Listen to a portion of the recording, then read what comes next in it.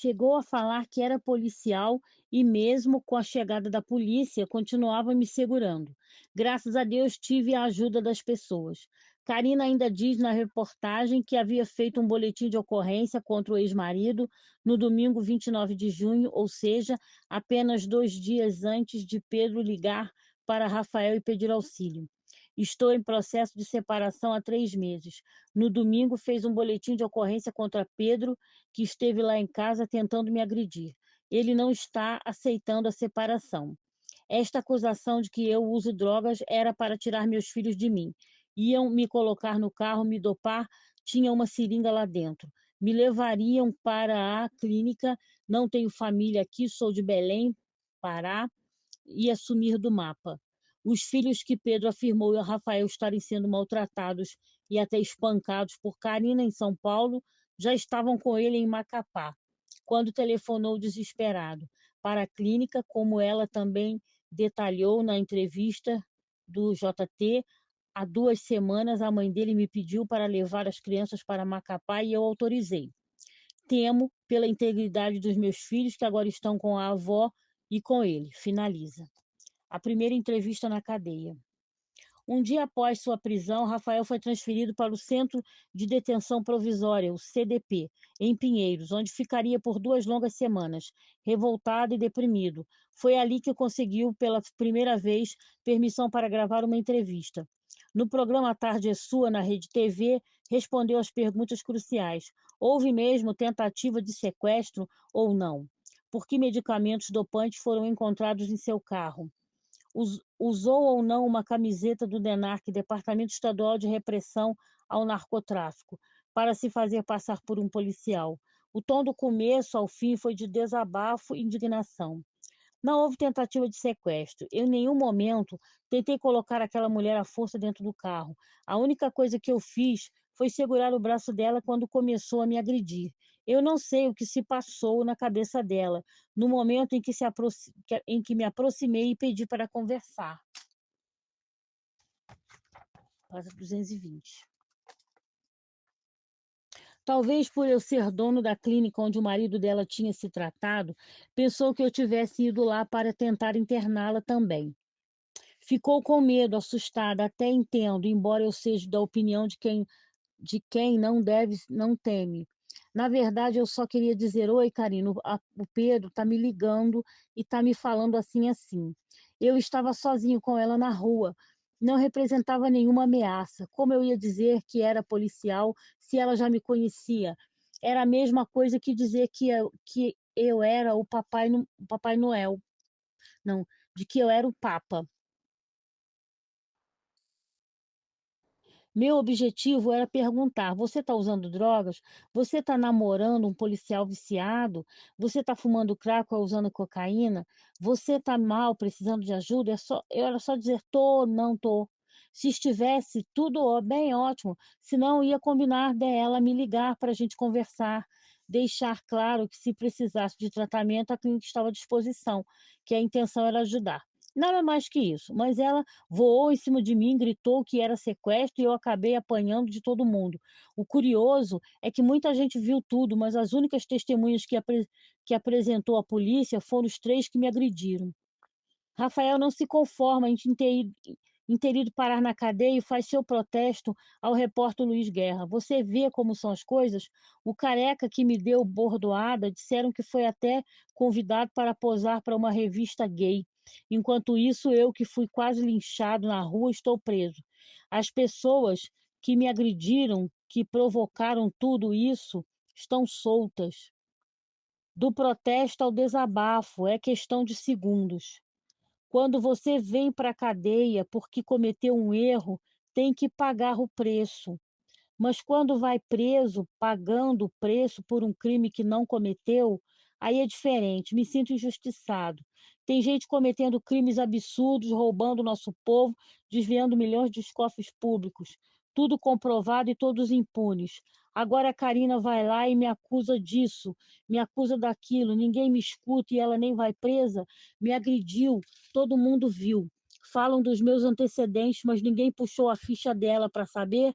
Aí se propõe a fazer um teste toxicológico, só que até hoje não vi o resultado.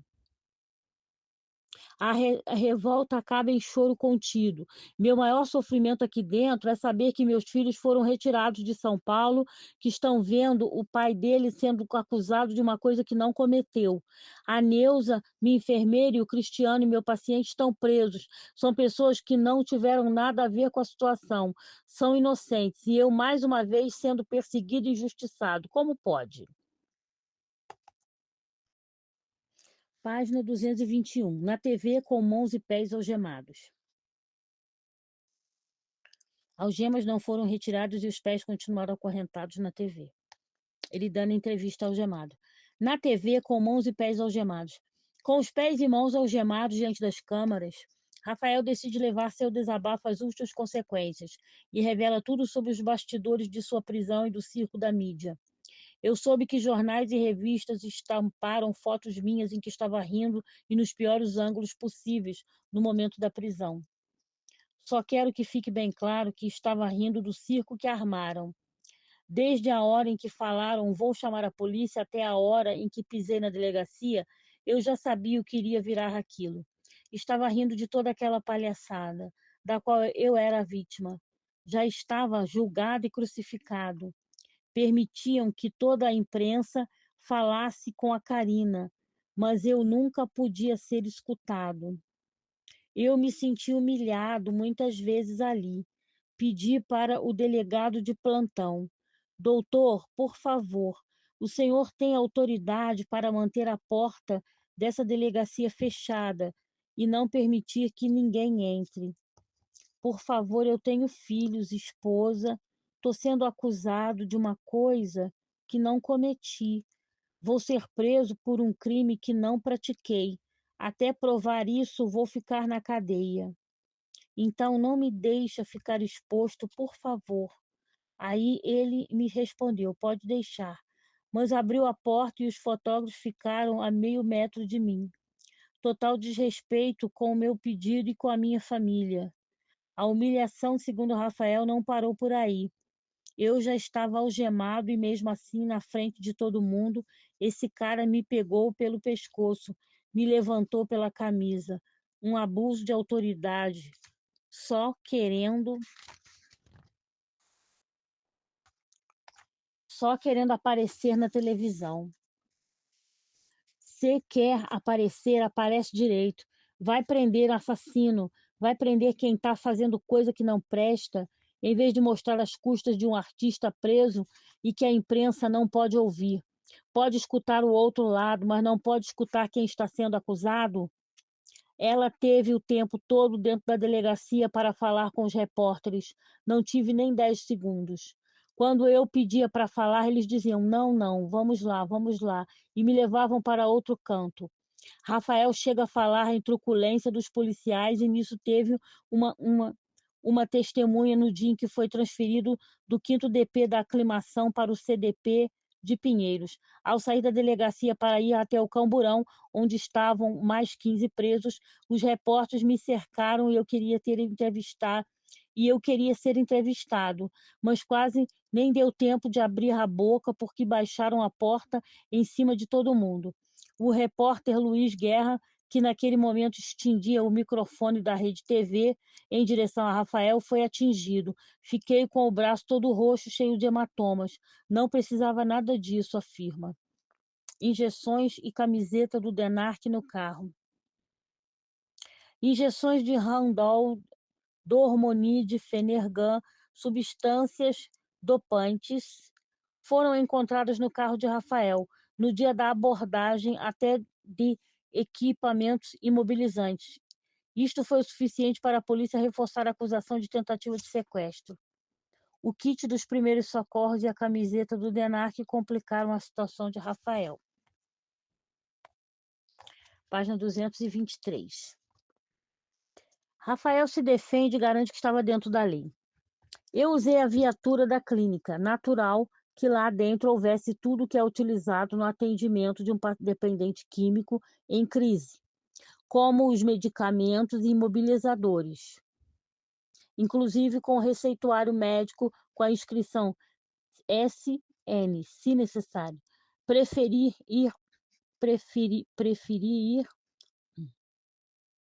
com a viatura, porque era mais rápido que pegar meu próprio carro, já que o rapaz estava aflito e pressionava pelo horário. Na verdade, eu pretendia conversar muito rápido com a ex-mulher dele e voltar para o trabalho. Mas a polícia questionou também o fato de Rafael estar acompanhado de uma enfermeira e um assistente, o que configuraria uma equipe de resgate, exatamente do tipo que realiza internações forçadas. Não era o caso, como insiste Rafael. Não há sequestro em situações como essa. Sequestro você faz em troca de dinheiro. Eu nem sabia direito quem ela era, só que se tratava da ex-mulher do meu ex-paciente.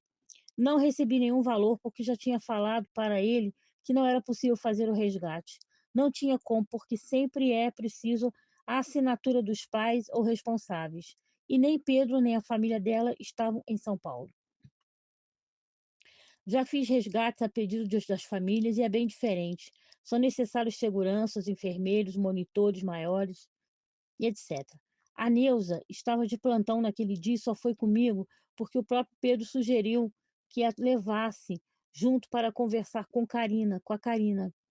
Afinal, ela conhecia a enfermeira desde a época em que ia visitar o marido,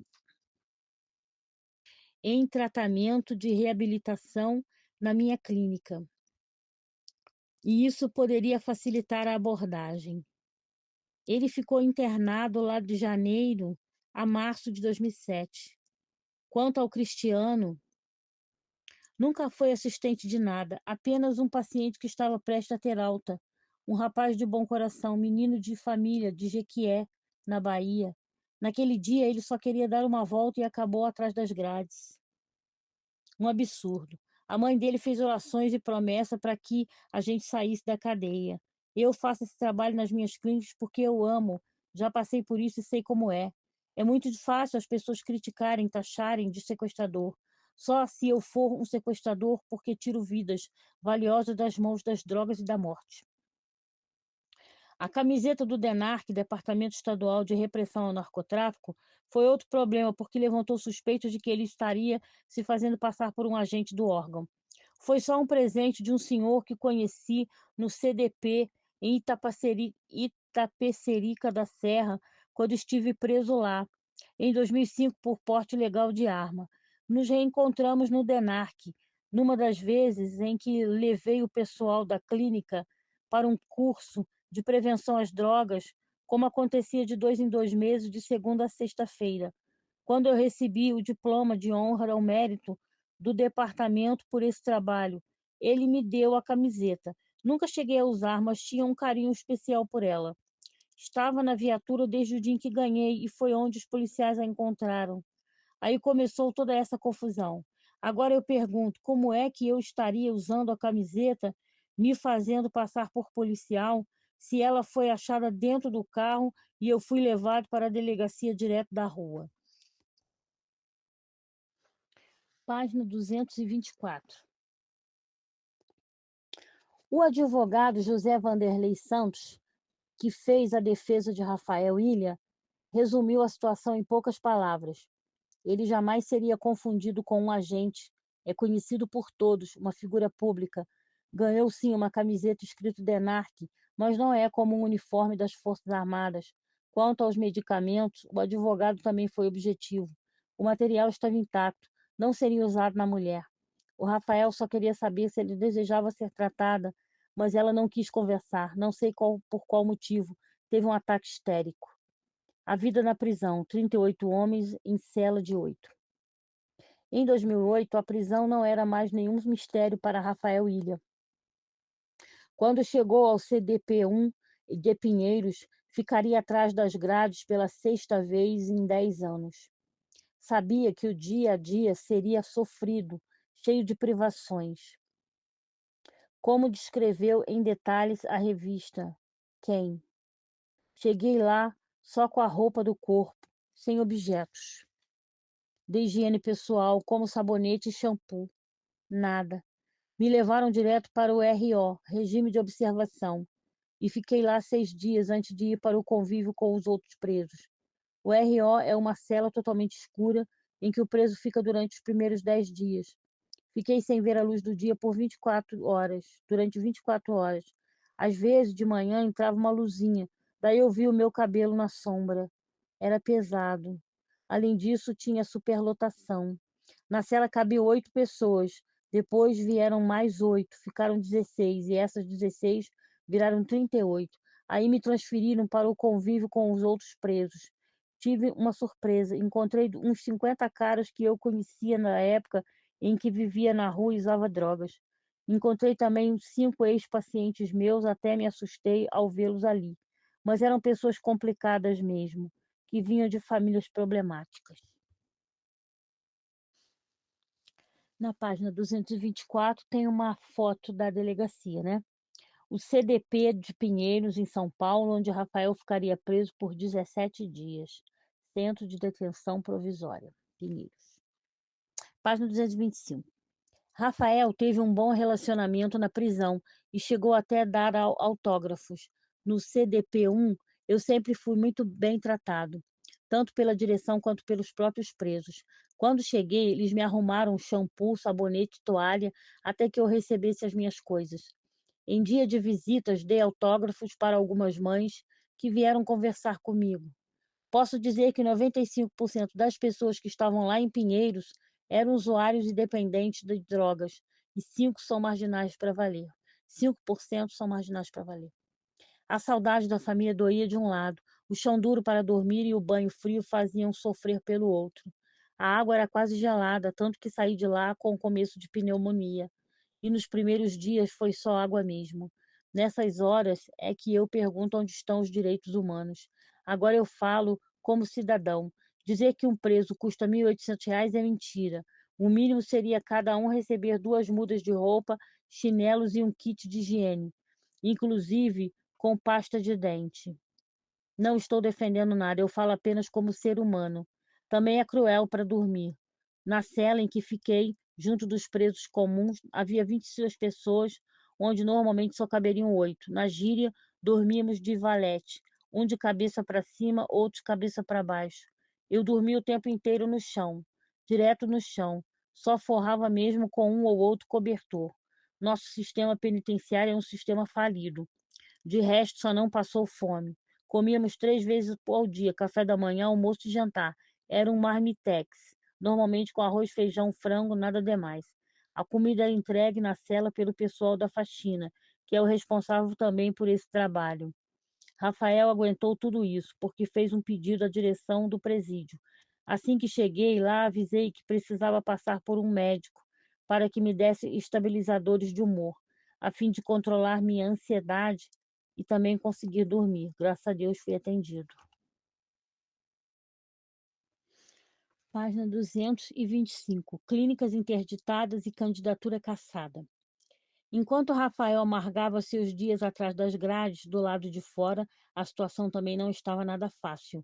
A comunidade terapêutica Ressurreição de Embu-Guaçu, de onde Rafael saiu naquele 1º de julho para se encontrar com Karina, continuava parcialmente interditada, porque sem o dono as obras foram paralisadas. Na unidade 2 de Juquitiba, na Grande São Paulo, a vigilância sanitária igualmente entrou em ação. Apenas 3 dias após sua prisão, determinou a retirada de cerca dos 35 pacientes em até 50 dias, alegando que as adequações solicitadas não haviam sido feitas e problemas na documentação. O advogado de Rafael não aceitou a ordem. Tudo que foi pedido pelos municípios já estava sendo providenciado, de acordo com todas as recomendações. O Rafael tem interesse em restabelecer a normalidade nas clínicas e na vida dele. Página 226. O Dr. José Vanderlei Santos também denunciou. Os pacientes estão indo embora. Houve uma baixa significativa. É um ataque muito grande ao patrimônio. A prisão dele está tendo reflexos financeiros, o que é uma condenação indireta. Os familiares começaram a levar os internos das 2 unidades mas pensando no retorno deles assim que Rafael reassumisse o comando. Na prisão, ele soube de tudo e reagiu indignado, queixando-se de discriminação e perseguição devido ao seu passado como drogado. Ninguém fala das clínicas de reabilitação que eu já inaugurei, do meu trabalho com os dependentes químicos, dos pacientes já recuperados. Antes de ser preso, eu estava atendendo 80 pacientes, tinha 40 funcionários. Pergunta se tem mais algum paciente lá. E os meus empregados que precisavam receber. E aí? E agora? O que eu posso fazer? É muita coisa que estou passando por causa de um bando de gente safada, um bando de vagabundos, de gente querendo aparecer. Eu estou preso, mas uma hora a justiça vem. Eu creio no Senhor, graças ao Senhor Jesus. Eu me libertei das drogas. Já levei tombos, levantei e o Senhor triplicou meu trabalho. Eu saio daqui num dia e no outro já vou estar nas minhas clínicas trabalhando de cabeça erguida, porque não fiz nada de errado. A armação do Pedro não foi contra mim, foi contra ele mesmo. Agora ele e Carino sumiram, estão desaparecidos. Quem não deve não teme. Fizeram uma grande besteira e é eu quem tenho que pagar por isso? Questionou revoltado. Para complicar ainda mais, na véspera de 3 de julho, havia explodido uma outra bomba. O PTB anunciara em seu site a cassação da candidatura a vereador de Rafael Ilha. De acordo com o partido, a decisão foi tomada pelo presidente do Diretório Paulista, deputado Campos Machado, após a prisão do ex-cantor. Para Rafa, esse foi dos males o menor. Não houve cassação, porque eu não era oficialmente candidato. Já não queria mais, comecei a entender o que era política. No Brasil, me alertaram que só queriam aproveitar os milhares de votos que com certeza eu conseguiria para a legenda e depois colocaria outro em meu lugar. Quando veio esse comunicado, eu já havia descartado o PTB. Página 227, que tem uma foto, a euforia quando os portões da prisão se abriram para ele. Ele está sorrindo aqui, saindo da prisão. Rafael é libertado. No dia 18 de julho de 2008, às 18h30, os portões do CDP de Pinheiros se abriram para Rafael Ilha, depois de 17 dias de prisão. Do lado de fora o esperavam seu advogado, José Vanderlei Santos, o paciente Cristiano também libertado, e o repórter Luiz Guerra, do programa A Tarde é Sua, da Rede TV. Não havia parentes, porque eles quis assim. Como deixou claro na rápida entrevista que deu em frente ao presídio, não permiti nenhuma visita. Quero minha família longe disso. Quero os fatos esclarecidos, porque fui julgado e crucificado sem ter culpa. Não apareceu ninguém para me inocentar, alguém vai ter que pagar. Mas foi para os filhos, Raíssa e Cauã, a primeira mensagem: amo muito vocês. Meu maior sofrimento foi ficar longe de vocês. Se não fosse isso, eu poderia passar mais 10 anos preso, se precisasse. Bastante emocionada, ainda declarou: estou louco para morder as crianças, comer uma pizza, tomar banho quente, deitar na minha cama, nada mais, como voltar para casa, né? Com o habeas corpus concedido veio a esperança. Todo mundo sabe onde eu moro, onde eu trabalho. Não devo mais nada diante da lei. Espero que a juíza me absolva. Foram dias muito difíceis, com muitas perdas. Acredito que a justiça será feita. A minha fé é aquela que remove montanhas. Tenho muita coisa para contar dessa experiência. A liberdade não tem preço. Decidi escrever um livro sobre a minha vida e esse vai ser o último capítulo. A vida, no entanto, tem roteiro próprio. Rafael foi condenado a 3 anos de prisão, cumpridos em liberdade com prestação de serviço comunitário. Cristiano voltou para a Bahia e recaiu nas drogas. Neuza se aposentou e passou por tratamento psicológico. E de Karine e Pedro, tudo o que se sabe é que a separação foi definitiva. Página 228. A morte do ex-paciente Batatinha. Quando a viatura da ressurreição entrou em velocidade na clínica, Rafael percebeu que alguma coisa grave estava acontecendo. Há 2 meses, desde que deixara a prisão, ele vinha tocando as obras no local, exigidas pela vigilância sanitária desde abril, mas interrompidas por conta do caso do suposto sequestro em julho. Os clientes que haviam sumido devido ao escândalo estavam voltando. A luta não era só pela recuperação deles, mas da própria comunidade, o que daria a Rafa a chance de iniciar um novo ciclo e de se reconstruir emocional e financeiramente. Uma tragédia, porém, marcaria aquele 19 de setembro, uma sexta-feira, quando se aproximou do carro. Lá dentro estavam 3 funcionários encarregados dos resgates e um ex-paciente desacordado. Mandou que estacionasse imediatamente em frente ao alojamento e seguiu correndo a pé até o local. O motorista foi ao seu encontro aflito, avisando: "A gente não consegue acordar o Batatinha. Tá muito difícil." Ele agiu rápido, tirou o rapaz do carro, sentiu que não tinha pulsação e começou ali mesmo no chão a fazer massagem cardíaca e respiração boca a boca. Minutos depois chamou uma enfermeira, colocou-o em seu próprio carro e voou para o hospital em Embu-Guaçu, apesar de achar que já estivesse morto. Rafa ainda tinha a esperança de que os médicos conseguissem reverter a parada cardíaca e o ressuscitassem. De acordo com os laudos periciais, Vladimir Ruiz, de 31 anos, deu entrada ainda vivo no pronto-socorro, mas sofreu uma convulsão e, por ter aspirado o próprio vômito, teve embolia pulmonar e veio a falecer. Nas últimas 48 horas, Batatinha havia consumido crack sem parar, uma overdose que levou seu pai a telefonar para Rafael pedindo o resgate do filho, que estava na casa de amigos no bairro de Socorro, zona sul da capital. A notícia da morte implodiu o frágil equilíbrio psicológico de Rafael. Transtornado, foi para a casa de sua mãe, que conta: "Chegou aqui chorando aos prantos e falava: 'Mãe, o que eu vou dizer para os pais do Batatinha? Eles confiavam em mim, mãe. Pedi que tivesse calma. Orei a seu lado e, quando se acalmou um pouco, eu disse: Infelizmente, filho, você vai ter que ligar para eles agora e vai ter que contar.' Arrasado, fez isso e a reação foi de choque. A mãe chorava. O pai gritava que não acreditava no que estava acontecendo. Rafael soluçava e só conseguia pedir desculpas, embora tivesse feito de tudo para salvar o rapaz. Apesar de não ter dormido a noite inteira, às 10h45 da manhã seguinte, de óculos escuros para esconder os olhos inchados e dirigindo seu Fiat Uno, compareceu ao distrito policial da região.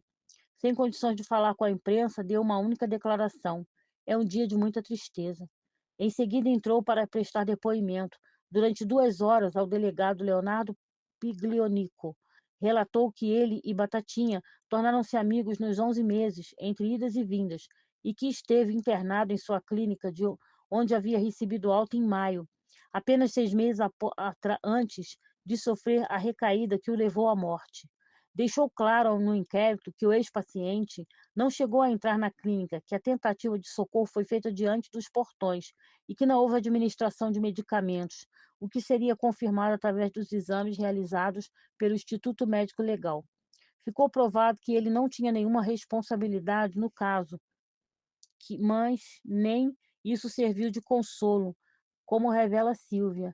Ele já estava vivendo uma fase de transtornos. Por causa da prisão, tinha perdido os pacientes das 2 clínicas, o que o deixou cheio de dívidas. Então, depois que saiu da cadeia, vinha tentando reativar a do Embu, e para isso precisava terminar as obras exigidas pela vigilância sanitária, o que trouxe mais despesas. Também havia muitas contas a pagar do apartamento, que tinha montado do jeito que Fabiana queria, com tudo do bom e do melhor. A situação era difícil, mas ele trabalhava duro. E justamente quando começou a se recuperar com a chegada de novos pacientes, acontece a morte do rapaz lá na porta. Essa tragédia tirou Rafael dos eixos, e a partir daí não foi mais o mesmo. Estava aberto o caminho para que, em dezembro de 2008, numa crise de desespero, colocasse um revólver na boca. Página 212. Expliquei o projeto e minha situação para eles. Disse que se em um mês de funcionamento da clínica eu não tivesse o dinheiro para pagar o aluguel, poderiam ficar com tudo que iríamos colocar lá dentro. Eles toparam. Era um risco, mas sempre acreditei muito em Deus. Sabia que iria dar certo e deu. A comunidade terapêutica Revive foi inaugurada com festa no dia 11 de março de 2004, como um centro de recuperação especializado em dependentes químicos e alcoólatras. A finalidade era recuperar e reintegrar a sociedade as pessoas. com problemas de drogas, atuando na desintoxicação com acompanhamento médico, psiquiátrico, clínico e psicológico.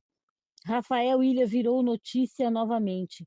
Recebeu equipes de várias emissoras para reportagens no local. Deu dezenas de entrevistas e tinha a agenda cheia de convites para participar dos programas de TV. A clínica ficou tão famosa que em 20 dias estava lotada e com fila de espera para novas internações. O aluguel foi pago em dia e ainda tem gente que não acredita em anjos. Os dois que ajudaram Rafa não tinham asas, mas vozes que continuam a emocionar o Brasil inteiro. O abandono da vida espiritual. Na Revive havia lugar para 30 pacientes, mas rapidamente Rafael teve que se mudar para um lugar maior para 60 dependentes. A procura por vagas continuou enorme e a única solução foi abrir uma segunda clínica, desta vez em Embu-Guaçu. Durante a implantação dessa nova unidade, Odair deixou a sociedade devido a problemas pessoais e Rafael seguiu sozinho, inaugurando meses depois a comunidade terapêutica Ressurreição. Durante 4 anos viveu em função da recuperação de cerca de 1.000 drogados que passaram por lá. Eu trabalhava de segunda a segunda, sem hora para acabar, administrando, organizando, fazendo resgate de pacientes, acompanhando as terapias de família. Me voltei somente para o dinheiro que estava ganhando e não percebi que tinha deixado de lado o que era meu verdadeiro sustento. Meu verdadeiro sustento, a parte espiritual. Deixei de ir às igrejas, de dar meus testemunhos, de cantar para os fiéis. Nem divulguei mais o meu CD. Daí começaram a surgir desavenças no meu caminho. A paz em família ficou abalada porque não tinha mais tempo para minha mulher e filhos. Sem a proteção da minha fé, acabei atingido por uma onda de acontecimentos ruins, do assassinato de um funcionário à acusação de sequestro, da morte de um paciente ao final do meu casamento, da morte de um paciente ao final do meu casamento, segui, seguidos de uma profunda depressão que desmontaram a minha vida. O assassinato do funcionário Zecão.